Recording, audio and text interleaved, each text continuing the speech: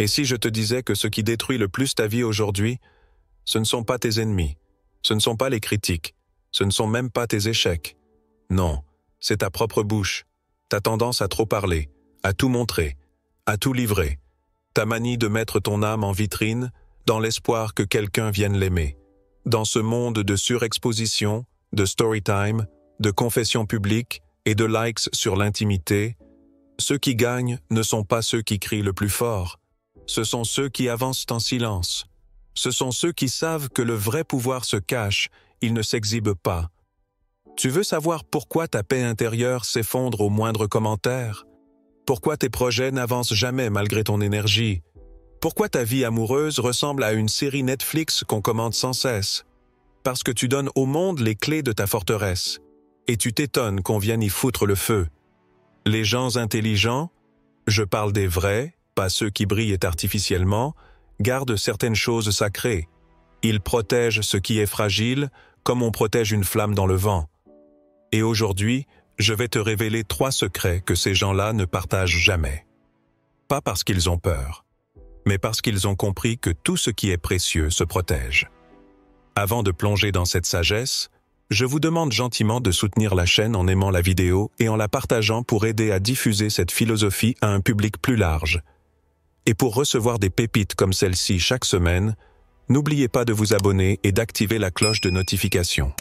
Maintenant, prépare-toi, car ce que tu vas entendre va peut-être te libérer ou te déranger. Mais dans tous les cas, tu ne verras plus jamais la vie privée comme avant. Et justement, le premier secret que les gens vraiment intelligents ne révèlent jamais, c'est leur lutte profonde, surtout tant qu'ils sont encore en train de les vivre. Tu veux savoir pourquoi? Parce que ce que tu vis aujourd'hui n'a pas besoin de témoins. Ça a besoin de silence, de présence, de recul, pas d'une foule avide de détails, pas d'un public de curieux. Quand tu exposes ta douleur pendant qu'elle est encore ouverte, pendant qu'elle saigne, tu donnes aux autres la possibilité d'y plonger les mains, et rarement avec douceur. Le monde n'est pas un sanctuaire, c'est une arène. Et dans une arène, ta vulnérabilité devient une cible. Tu veux être compris, entendu, soutenu? Mais écoute bien, ce n'est pas parce que quelqu'un t'écoute qu'il t'aime. Il y a des gens qui te tendent l'oreille juste pour mieux te juger. D'autres pour se sentir supérieur à ta misère. Et les pires se nourrissent de ton chaos comme des vautours. Tu crois que parler va t'aider à guérir? Mais combien de fois t'es-tu vidé devant quelqu'un pour te sentir encore plus vide après? Combien de fois as-tu confié ta douleur pour qu'elle revienne vers toi déformée, moquée, utilisée contre toi? Tu veux avancer? Alors ferme la bouche et ouvre les yeux. Guérir, ce n'est pas pleurer devant un public. C'est reconstruire en silence, loin du vacarme. Les gens forts, les sages, les stratèges de la vie, ils choisissent avec soin à qui ils parlent. Parfois, ils ne parlent à personne. Ils laissent le temps et la discipline recoudre ce que la vie a déchiré. Et un jour, seulement quand ils ont transformé leur douleur en leçon, quand ils ne sont plus une plaie, mais une preuve, alors là, ils parlent. Et chaque mot devient un phare pour les autres. Pas une plainte, une lumière. Alors retiens ceci, tu n'ouvres pas ton cœur au monde quand il est en morceaux. Tu le partages quand tu as recollé chaque pièce toi-même. Tu ne dois rien à personne, pas ton histoire, pas ta souffrance, pas ta faiblesse. Ce que tu vis, c'est sacré. Et ce qui est sacré ne se montre pas. Ça se protège, ça se chérit, ça se cultive à l'abri. Ce n'est pas en racontant ta douleur que tu guéris. C'est en la traversant seul ou avec ceux qui savent vraiment t'aimer. Et crois-moi, ceux-là ne te demanderont jamais d'en faire un spectacle, guéri dans l'ombre. Et quand tu réapparais, que ce soit avec un feu que plus personne ne pourra éteindre. Souhaites-tu que je développe maintenant la partie 2? Travaille en silence dans cette même intensité? Et une fois que tu as compris ça, une fois que tu as appris à te taire pendant que tu guéris, alors tu es prêt pour le 2e secret, travaille en silence. Oui, je sais. On t'a toujours dit que pour réaliser tes rêves, il fallait les crier au monde, les écrire partout, les déclarer publiquement. Mais laisse-moi te dire une chose qui va te déranger. Plus tu parles de ce que tu vas faire, moins tu le fais. Chaque fois que tu annonces un projet à voix haute, chaque fois que tu déclares une ambition, tu prends une petite dose d'adrénaline. Ton cerveau reçoit une récompense. Il se dit « Bien joué, tu as avancé ». Sauf que tu n'as rien fait, tu n'as pas bossé, tu n'as pas transpiré, tu as juste parlé. Et parler ne construit rien. Les murs de ta réussite ne se bâtissent pas à coups de déclarations. Ils se bâtissent dans la solitude, dans la régularité, dans la boue. Mais tu veux de l'approbation. Tu veux qu'on t'encourage. Tu veux qu'on dise « Waouh, c'est inspirant ». Tu veux des applaudissements pour une œuvre qui n'a pas encore vu le jour. Tu veux des félicitations pour une bataille que tu n'as pas encore livrée.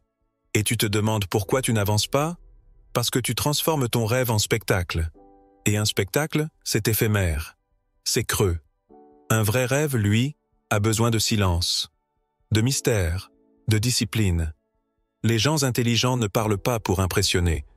Ils parlent pour transformer. Et quand ils construisent quelque chose d'important, ils ferment leur bouche et ouvrent leurs mains. Ils agissent, ils avancent, et ils laissent les résultats parler pour eux. Tu veux réussir? Alors apprends à bosser dans le noir, à répéter dans les coulisses pendant que les autres paradent sur la scène. Parce que le vrai triomphe ne vient pas de ceux qu'on voit, il vient de ceux qu'on n'attendait pas. Et un jour, quand tu seras prêt, quand ce que tu auras créé sera solide, profond, vivant, alors là, tu apparaîtras. Et le monde dira « Mais d'où sort-il » Et tu répondras « Je construisais pendant que vous parliez ».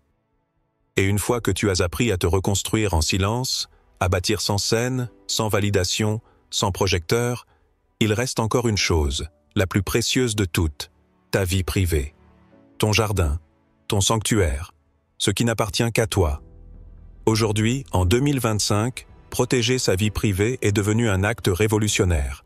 Parce qu'on vit dans un monde où tout le monde s'affiche. Tout le monde se montre.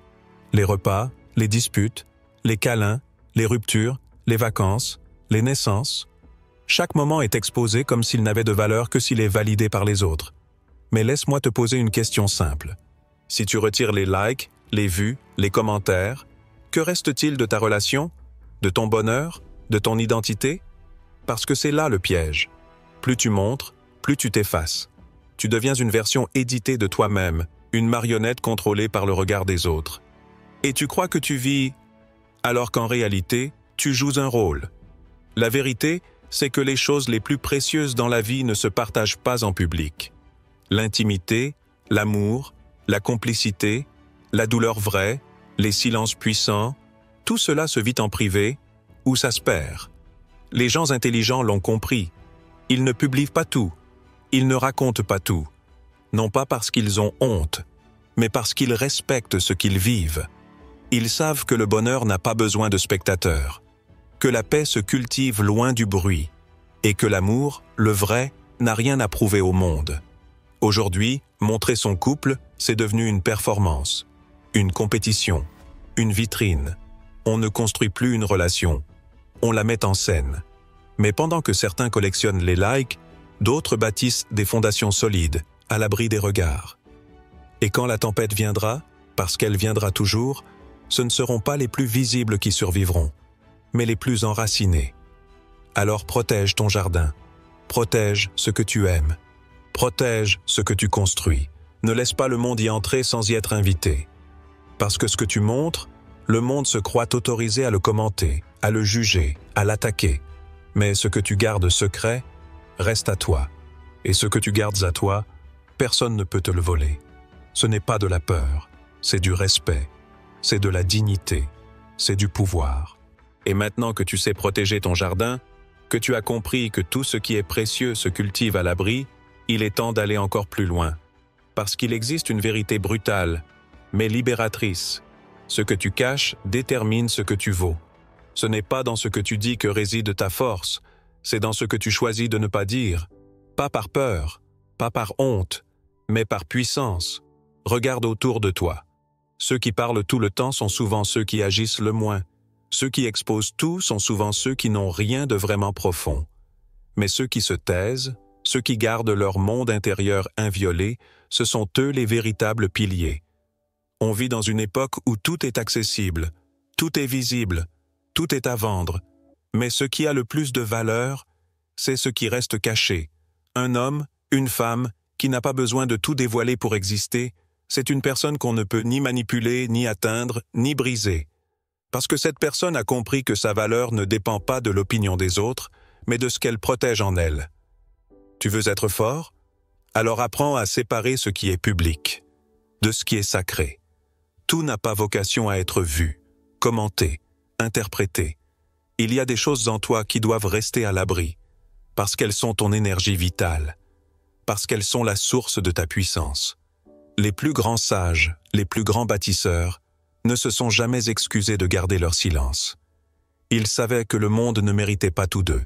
Ils savaient faire le tri. Et c'est ce tri qui faisait leur autorité. Tu veux savoir pourquoi certaines personnes imposent le respect sans jamais rien demander?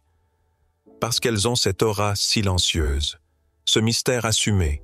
Elles donnent peu, mais ce peu est massif. Et ce qu'elles gardent, c'est un trésor que tu ne peux ni acheter, ni voler. Aujourd'hui, on te pousse à t'ouvrir, à t'exposer, à te mettre à nu. Mais plus tu te mets à nu, plus tu deviens fragile. Et le monde n'est pas tendre avec les fragiles. Tu n'as pas besoin d'être un livre ouvert pour être profond. Tu as besoin d'être un sanctuaire, un lieu intérieur que personne ne peut profaner. Ce que tu caches, ce que tu refuses de livrer au monde, c'est ce qui fait ta noblesse. C'est ce qui fait que tu n'es pas un produit, mais une personne, libre, inébranlable, inestimable. Alors garde cette séparation sacrée. Protège ce feu en toi que personne ne doit éteindre. Et souviens-toi, ce n'est pas parce que tu ne dis rien, que tu ne vis rien. Au contraire, c'est parce que tu vis quelque chose de grand que tu choisis le silence. Et si tu veux savoir à quel moment une personne devient véritablement libre, écoute bien. C'est le jour où elle n'a plus besoin de tout raconter. Le jour où elle comprend que sa paix vaut plus que son image. Le jour où elle arrête de justifier ce qu'elle vit, ce qu'elle ressent, ce qu'elle traverse. Elle devient un mystère, une force tranquille, un feu que rien n'agite. Et ce feu, c'est toi qui peux l'allumer. Là, maintenant. Tu n'as pas besoin d'attendre d'avoir tout compris, ni d'être parfait. Tu as juste besoin de commencer à respecter ce que tu vis, à sanctuariser ce que tu ressens, et à faire de ta vie privée ta plus grande richesse. Protège tes luttes pendant que tu guéris. Protège tes rêves pendant que tu construis. Protège tes relations pendant qu'elles prennent racine. Pas pour fuir, mais pour grandir. Parce que ce qui est invisible est souvent ce qui est le plus invincible. Si cette vidéo vous a parlé, pourquoi ne pas la partager avec un proche, un ami, un membre de la famille? Parfois, un peu de sagesse ancienne peut éclairer le chemin de ceux qui nous entourent. N'oubliez pas de nous soutenir d'un pouce levé pour nous aider à diffuser ces enseignements universels. Et si c'est votre première fois ici, abonnez-vous et activez les notifications pour ne manquer aucune de nos futures leçons empreintes de sagesse ancestrale. Et pour ceux qui ont compris la leçon jusqu'au bout, laissez-moi cette phrase en commentaire: « Ce que je protège, me protège ». Que cette phrase devienne votre bouclier et que votre silence devienne votre empire. À très bientôt pour une nouvelle vérité qui dérange, mais qui élève.